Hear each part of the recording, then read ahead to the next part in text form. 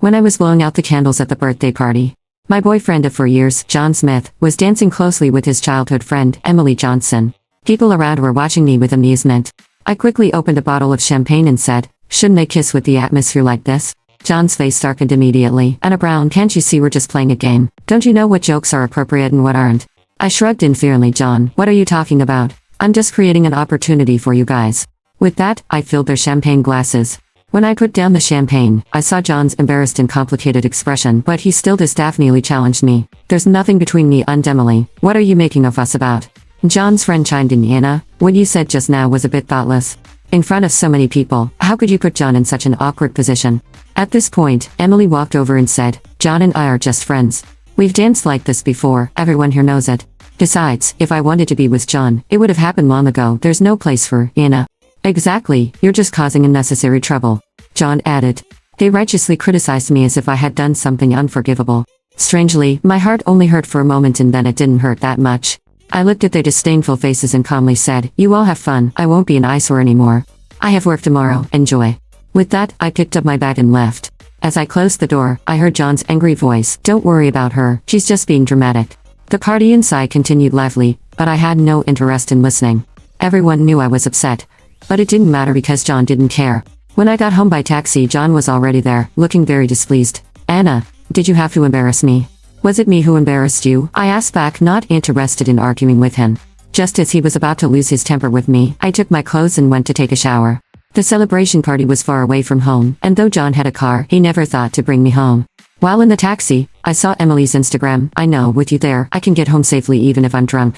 I was too familiar with that car, it was John's. Not long after he got together with me, he told me that he wanted a car.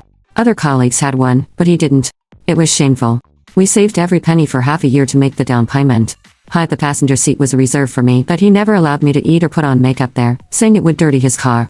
It turned out, all these principles were based on the fact that I wasn't Emily. When I came out, John was sitting on the sofa smoking.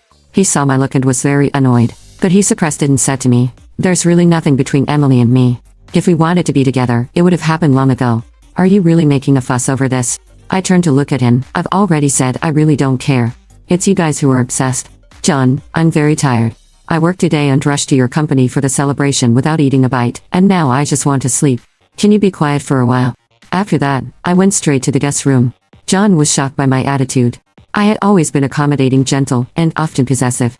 Our arguments always revolved around Emily, and he never took my side.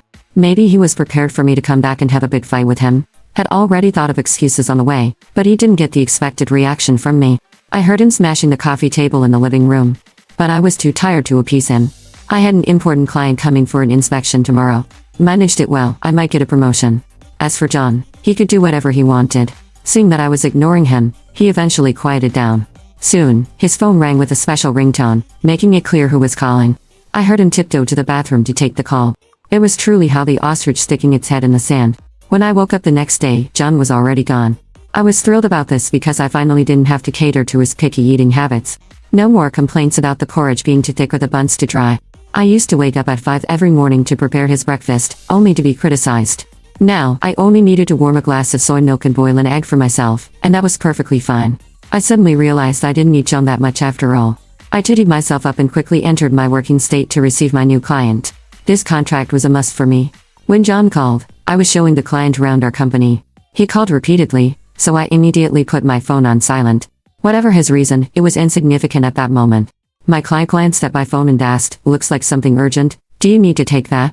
"Nothing is more important than serving you, Mr. Wilson." He smiled and dropped the topic. The entire project went smoothly, and after a day of inspection, we signed the contract. I went home feeling very satisfied. When I got home, John was sitting on the sofa smoking another cigarette. I found it annoying. The whole house was filled with smoke, and I would need to air it out.